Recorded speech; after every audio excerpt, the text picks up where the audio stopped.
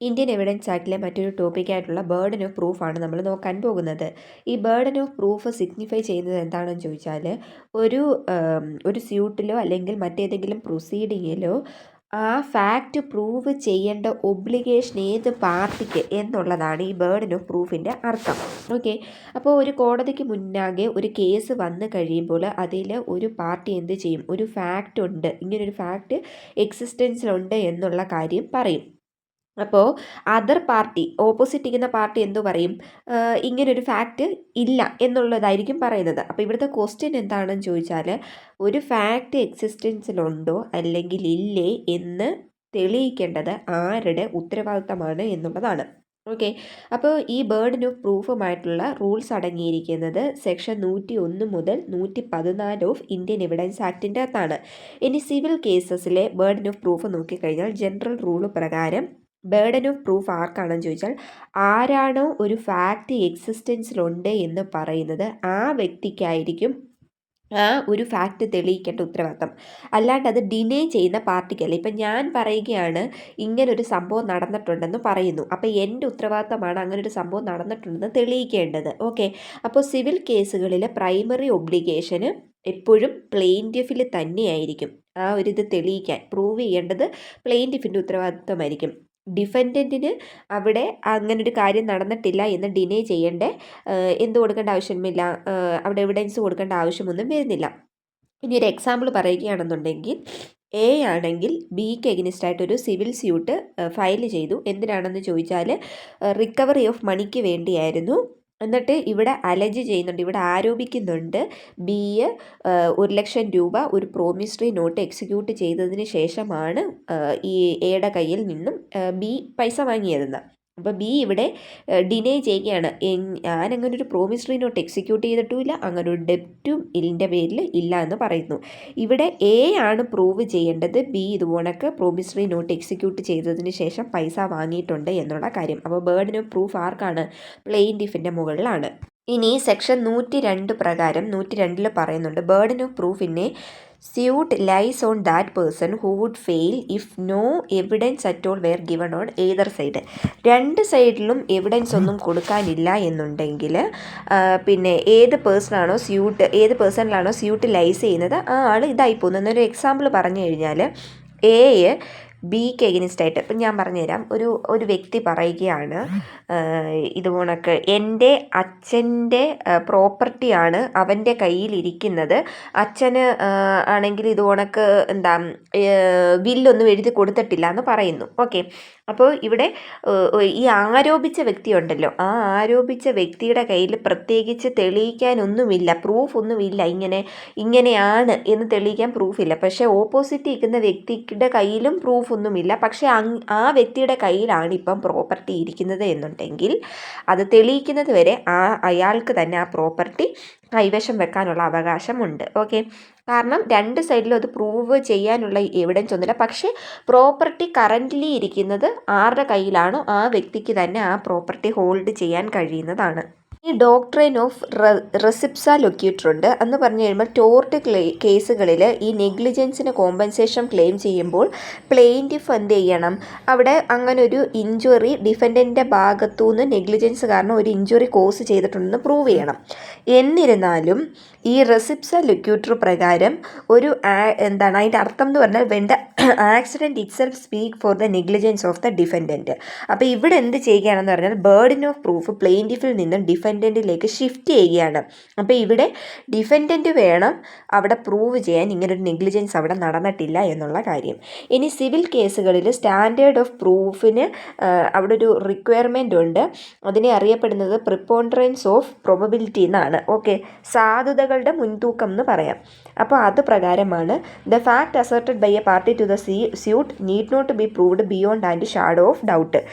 പിന്നെ shadow of ഡൗട്ടിന് beyond ആയിട്ട് അത് പ്രൂവ് ചെയ്യേണ്ട ആവശ്യമില്ല എന്നാണ് പറയുന്നത്. Court can decide the matter in issue by taking into consideration. അപ്പോൾ കോടതിക്ക് ആ ഒരു മാറ്റർ പ്രിപ്പോണ്ടറൻസ് ഓഫ് എവിഡൻസിൻ്റെ അടിസ്ഥാനത്തിൽ പിന്നെ ഡിസൈഡ് ചെയ്യാൻ വേണ്ടി കഴിയുന്നതാണ്.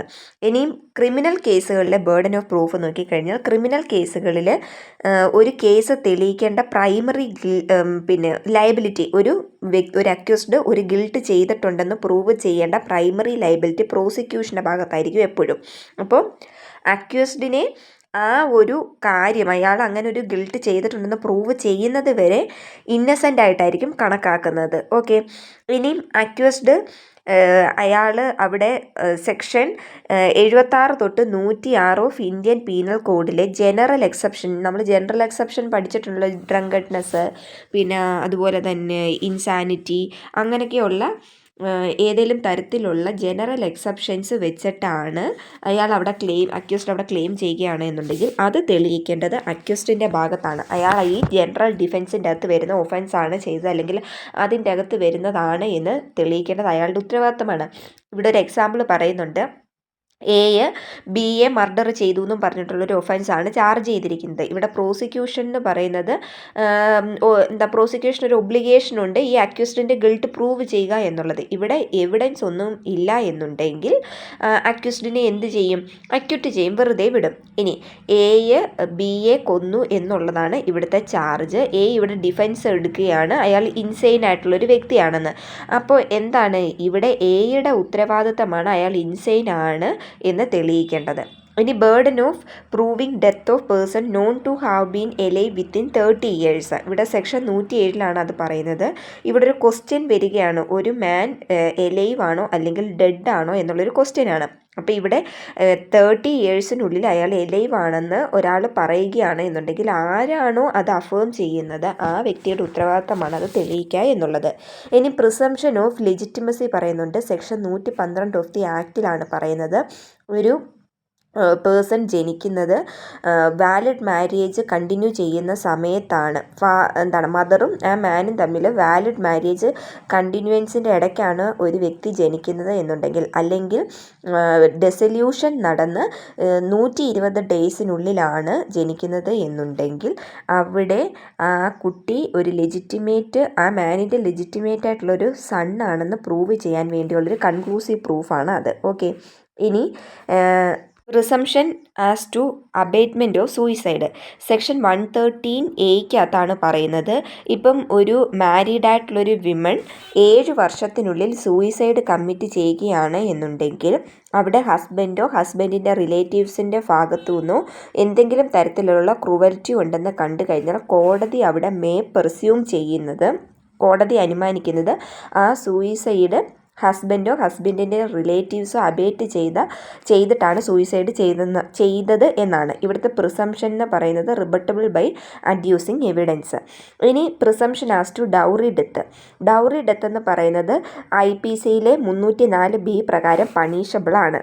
ഒരു വിമണിൻ്റെ ഡെത്ത് കോസ് ചെയ്യുന്നത് എന്തെങ്കിലും തരത്തിലുള്ള പൊള്ളിയിട്ടോ അല്ലെങ്കിൽ ഏതെങ്കിലും ബോഡിലി ഇഞ്ചുറി വഴിയോ അല്ലെങ്കിൽ ഒരു നോർമൽ സാഹചര്യമല്ലാതെ മറ്റേതെങ്കിലും സർക്കംസ്റ്റാൻസസിലാണ്, അത് മാരേജ് കഴിഞ്ഞ് 7 വർഷത്തിലാണ് എന്നുണ്ടെങ്കിൽ അവിടെ ഹസ്ബൻഡോ ഹസ്ബൻഡിൻ്റെ റിലേറ്റീവ്സിൻ്റെ ഭാഗത്തുനിന്ന് എന്തെങ്കിലും തരത്തിലുള്ള ക്രൂവൽറ്റി ഹറാസ്മെൻറ്റ് ഉണ്ടെന്ന് കണ്ടു കഴിഞ്ഞാൽ അതിനെ ഡൗറി ഡെത്തായിട്ടായിരിക്കും കണക്കാക്കുന്നത്. അതുപോലെ തന്നെ ഡൗറി ഡെത്ത് കമ്മിറ്റ് ചെയ്യുകയാണ് എന്നുണ്ടെങ്കിൽ അവിടെ ഇംപ്രിസൺമെൻറ്റ് കിട്ടുന്നതാണ്. നോട്ട് ലെസ് ദാൻ 7 years ആണ് കിട്ടുന്നത്. ചിലപ്പോൾ അത് ലൈഫ് ഇംപ്രിസൺമെൻറ്റിലേക്ക് എക്സ്റ്റെൻഡ് ചെയ്യാനും സാധ്യതയുണ്ട്. ഇനി burden of proof in rape കേസുകളിൽ accused would be punishable only if he has had sexual intercourse with a woman without her consent. ഒരു വിമണിൻ്റെ കൺസെൻറ്റ് ഇല്ലാതെ സെക്ഷൽ ഇൻ്റർകോഴ്സിൽ ഏർപ്പെടുകയാണ് എന്നുണ്ടെങ്കിലാണ് അക്യൂസ്ഡിന് പണിഷ്മെൻറ്റ് കിട്ടുന്നത്.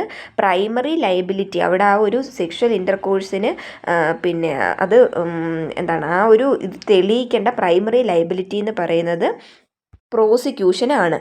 അതുപോലെ തന്നെ അതൊരു സെക്ഷൽ ഇൻ്റർകോഴ്സ് അവിടെ നടന്നത് കൺസെൻറ്റോട് കൂടിയാണ് എന്നുണ്ടെങ്കിൽ അവിടെ അക്യൂസ്ഡിന് പണിഷ്മെൻറ്റ് കിട്ടുന്നില്ല. പിന്നെ റേപ്പ് കേസുകളിലാണെങ്കിൽ അക്യൂസ്ഡിന് ഈ കൺസെൻറ്റ് എന്നുള്ള ഡിഫെൻസ് ഉപയോഗിക്കാൻ വേണ്ടി കഴിയാവുന്നതാണ്. പക്ഷേ അവിടെ കൺസെൻറ്റ് കൊടുത്തിട്ടില്ല എന്ന് പറഞ്ഞു കഴിഞ്ഞാൽ കോടതി അവിടെ അനുമാനിക്കുന്നത് കൺസെൻറ്റ് കൊടുത്തിട്ടില്ല എന്ന് തന്നെയാണ്. ഇനി അവിടെ കൺസെൻറ്റ് കൊടുത്തിട്ടുണ്ട് എന്ന് തെളിയിക്കേണ്ടത് ഈ പറഞ്ഞിട്ടുള്ള അക്യൂസ്ഡിൻ്റെ ലയബിലിറ്റി ആയിട്ട് മാറുകയും ചെയ്യുന്നുണ്ട്. വീഡിയോ ഇഷ്ടപ്പെട്ടെങ്കിൽ ലൈക്ക് ചെയ്യുക, ഷെയർ ചെയ്യുക, സബ്സ്ക്രൈബ് ചെയ്യുക. പിന്നെ ബാക്കിയുള്ള വീഡിയോസ് ചാനലിൽ അപ്ലോഡ് ചെയ്തിട്ടുണ്ട്, കാണുക.